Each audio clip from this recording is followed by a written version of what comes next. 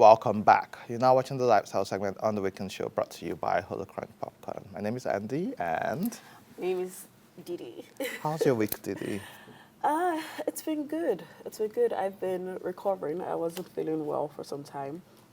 So I've just been resting, working from home, and just I think working from home helps a little, especially with the cost of fuel. Oh, and high costs. definitely. Because my tank hasn't moved, and I'm so happy because I'm seeing those queues out there and the prices. I've also been having this debate because at some point I was wondering if eating out is now cheaper than eating home. Just not behind, I made some banging effortless, nice Wow. vegetable soup this weekend. But my problem with cooking is that it's such a high effort, low output. Low- Like Exactly. after spending all the time cleaning, And then then you eat you're another like, 10 then you're now minutes, like, what do I eat next? Oh. But interestingly, I went grocery shopping. And by the time I had filled one cart, I hadn't finished. I got to the till, and my bill was 127,000 naira. So what were the 4 things you picked? Because these days only 4 things will get you. And that is the problem. And while that's tough for us, I wonder how business owners are doing. Oh. Because for people who even have their old stock, they have to now save or increase prices because if they sell to you at the old prices, they wouldn't be able to go get more from the Exactly. market. It's also affecting real estate prices. Anyways, now you know what we'll be talking about on the lifestyle segment. And joining us, we have. We have Kolawole Onashanya, who is the MD Delson's Farm Limited. Good morning. Good morning. Thanks for joining us. And we also have Abiola Oparinde, who is a consumer behavior integrated marketing, communication, and brands management expert, a marketing manager at Jabi Lake Mall, Abuja. Good morning and welcome back to the show. Good morning. Thank you for having me. You know, Okay. I'll start with you. Places like Jabi, like, feel free to correct me if I'm wrong. Also, places like the Palms. There are some places in Nigeria where, for a level of stability, rent was billed as an equivalent in dollars. Now, for someone who, let's say, my rent was $1,500 a month, in the past, that would have amounted to what? Maybe less than 2 million or whatever it is. Yeah. Now, for places like that, they're not necessarily increasing their rent, Oh. but because of the devaluation of the naira, it has gone reasonably high. In places like Jabi Lake Mall, is the current economic situation affecting businesses? And this is starting from the position of the business owners. Are people closing down shop? Are people finding it harder to pay now, or the rich will be fine, like some people think? Thank you very much. It's the situation in the country is affecting everyone, both business owners, shoppers, and irrespective of your class. But the challenge right now is that business owners, like the retailers we have in Jabi Lake Mall, are now at a point where they're having to struggle with how to transfer this burden to the shoppers. Yes, we offer value, but then you also have to ask yourself, with respect to the disposable income that people have, as well as how well will people take even this their desire to have value items, luxury items, and all of that, which we offer. So it's been more like, I won't call it survival mode, but then we're at this point where the retailers, that's the business owners, are having to recalibrate and ask themselves, how did you manage this? Because like you rightly mentioned, you have to be, business is meant for profit. And you have to be able to sustain whatever you're doing to ensure that you're able to restock, you don't lose your customers. And for us as the asset managers, what we are also looking at is providing some level of concessions to say, look, we know this is what the reality is, but these are the, we have not upped the rent, but these are some level of concessions that we are able to give to help reduce this pressure on the overhead cost and help them remain in business. They are not closing shop. Yeah, shoppers are still coming, the businesses are still thriving, but not the way we expect turnover, like I would say. Yeah. Because now when somebody comes in, let's say you bought a pair of shoes, maybe 150,000 last month, and coming in this month, you realize that it is now like times 2. There's always the first shock, like, oh, why is it this? And then you realize, oh, the economy. And then You either go for it, perhaps if you were planning to go for 2 or 3, you may have to just adjust and like, okay, let me go for 1 and come back for the other 2 later, maybe in the week or during the course of the month. But that's just the reality as it is. We hope it gets better. Okay, Kola, could you explain this rising cost from a farmer's point of view? Because there are lots of discussions going on online this past week on how things that are homegrown are affected by the dollar. So when we go to buy things like as little as pepper, onions, the market women and the market men are saying, oh, it's increased, and when you ask them why, they say it's because of the dollar, when these things are homegrown. So that was the conversation online. So could you explain as a farmer, how does rising cost, how inflation in general affects these homegrown things? Thank you. Our major challenge is our inputs. Some of our inputs are imported. A typical crop farmer needs fertilizer for his farm and maybe some pesticides, and most of these things are not produced in the country, or some of the components of these things are not produced in Nigeria. They have to be imported, and the price of dollar, the cost of buying those things are high. So whatever it is, it will affect the output from the farm, also the cost of the output. Look at me, a typical person. I produce feed for my birds. Most of the vitamins and micronutrients are imported. We don't produce it in Nigeria. And as the dollar is rising, likewise, the cost of those products are rising. And for me to produce now, as prices are going up, whatever I'm producing, because I need to sell, I have to increase my price. Yeah. And I can't push all the costs to the consumers because it'll be too high for them to buy. I have to reduce my own profit. And the margin is becoming smaller and smaller on a daily basis. Go to the market today. In the morning, you buy at a particular price, maybe 5 naira for a particular product. In the afternoon, they've changed the price. Say, no, I'm not buying. I'll wait till tomorrow. By tomorrow, it skyrockets again. As a farmer, what will you do? Just this month of February, on feed alone, we've had about 5 increments on feed. I was buying a bag of feed for maybe about 12,000 1st of February. As at today, it's about 16,000. As at today. I don't know what will happen on Monday. Just yesterday, they sent me a price increment of 500 naira. Just yesterday. So anything can happen between now and Monday. And no matter what, the consumers now, it is becoming very difficult. It is becoming very difficult to buy some goods. Those days, I think we were saying we are doing 101. Now, it is 100. So whatever we are producing now, people are not buying as it ought to be. We are losing money. The disposable income is no more there.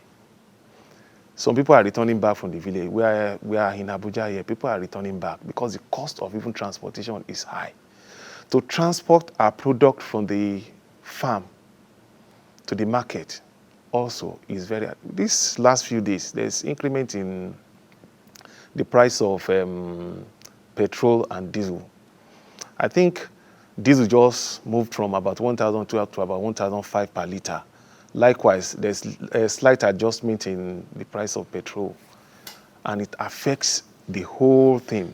So our cost is going up, and to price our product is becoming very difficult now. At times we sit down, we look at what can we even do?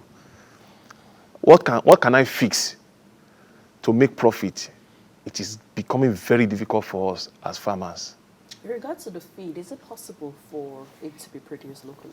We are producing locally, but some of the inputs are not produced Also locally. The inputs, that's Some what of the issue inputs, is. yes. Oh, okay. But we are producing our feed locally. Like the price of maize now. Maize is about 50% of our input. Soya beans is another, maybe about 20%. We are talking of 70% of our of our inputs now are produced in Nigeria, but the cost is high. We are competing with human for some of these things. Maize, soya, we are competing with human being for human consumption. What we are producing in Nigeria is not enough. It's not enough. Those days, we are supplementing with importation of soya and maize from neighboring countries, and some from as far as for Asia and the Americans. But as it is now, government has stopped importation of these products. So it is what we are producing locally that we are using to produce our feed. But it is becoming very difficult because we don't even have enough in the country. Because I'm talking about, especially poultry farming. Yes.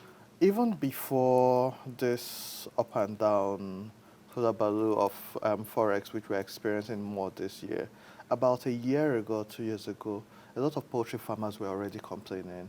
I hear close to 50% of poultry farmers are now contemplating shutting down. They've closed. They have actually closed, about 50%. Yes. I saw on X, formerly called Twitter, yesterday, someone had said, oh, I have these eggs and nobody is buying them. I'm happy to sell a crate at 500 naira. We've seen the price of egg go from 50 naira to 300 naira. Yeah. What has been happening in the poultry space?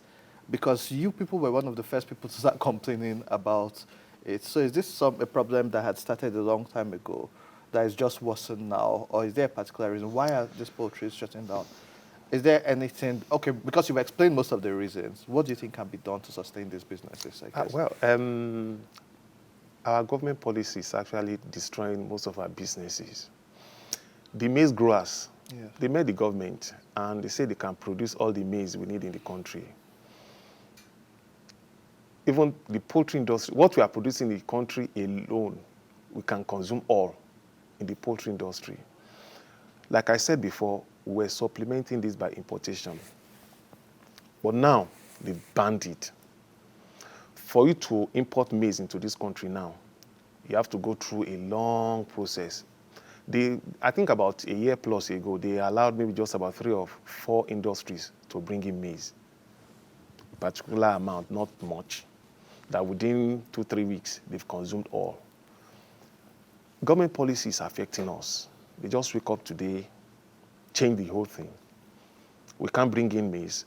We can't bring in soya. They say we should grow it in the country. I, as a person, I want to access loan to expand my business. Maybe do some backward integration to start farming, maize farming. But there's no money anywhere. The banks will tell me that, okay, this is what we can give you. These are the conditions.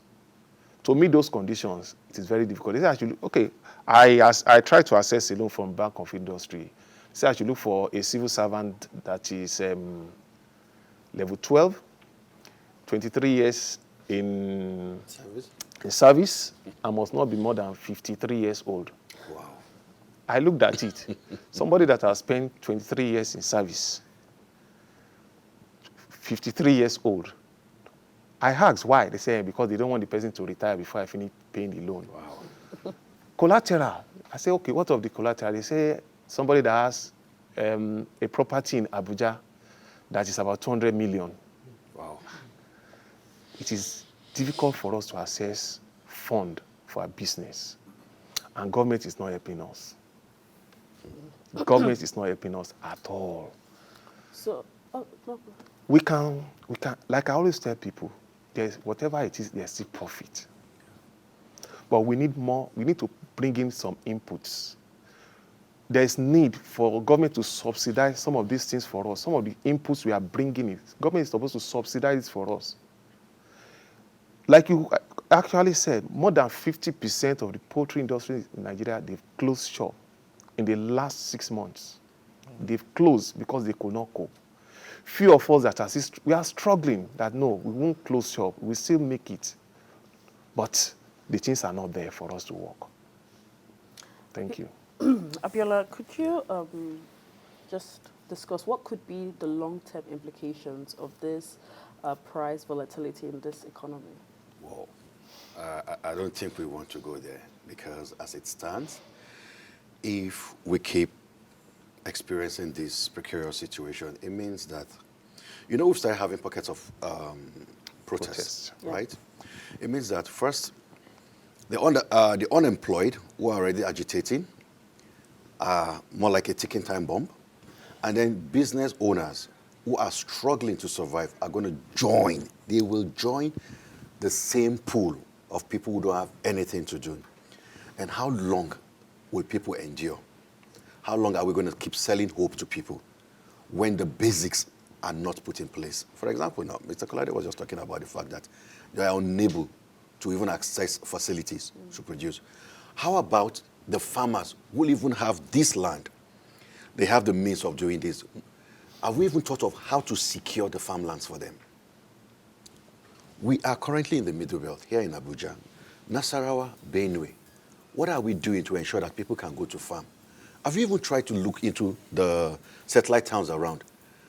Most of our brothers, I grew up in the north, most of our brothers will come in from the north, and I'm asking them, why have you not gone home to farm? And they tell you, I cannot go back to Katsina because just last week, they came to my village and they raided the village, bandits. People cannot go back home to farm. So the thing here is, the government is not putting measures in place to secure lives and properties. How will farmers go in? And then when you do these basic things, it means that the farmer who farms, the simple system we've always had is even a civil servant will always have a farm to help augment what they are earning. But now that has been taken out of the picture.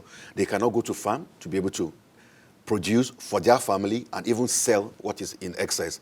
And worse off, the fact that the security situation is at a zero level for the farmers. And then you're now looking at the fact that even if they are able to farm, how do they get this farm produce to the market to be able to sell? Zero. So there is no integration of the infrastructure we don't even have the infrastructure. How much more to talk about integrating? How do I get it to the market? And even if I'm able to get it to the market, do people have the money to be able to buy this off me? Else, it becomes waste in the marketplace. The whole, it's like we keep having policies from people who don't think through. What are the basics that must be in place? You're floating Naira. You're floating to say, look, guys, let's have a free fall. What are the things that you have put in place to help? What are we exporting to help us generate to help us generate these currencies, foreign currencies that we so much need to be able to import? We don't have anything. We're constantly in deficit, and then you're floating. What happens to the people? We import everything. We cannot produce anything in this country. What about businesses that are folding up? So unemployment keeps increasing. I'm sure you will have seen. I think, was it early in the year or late last year when Unilever said they were going to stop the production of some of their line of products? And then you're saying to yourself, why are we comfortable as a country that businesses that are supposed to be employing people are no longer finding it easy to run and do their business in this country? You don't even have power. And then we have sunlight, you have wind that we can harness to be able to provide power for businesses to grow. The country, we're in a state of, I don't want to use the negatives, but the reality is that it feels like the government is so unbothered about what is happening. And the danger of it is that when people feel like they are not, the government is not listening to them, they'll start taking laws into their hands. I think a few days ago, was it in Sokoto or Katsina, where they raided a Dangote truck?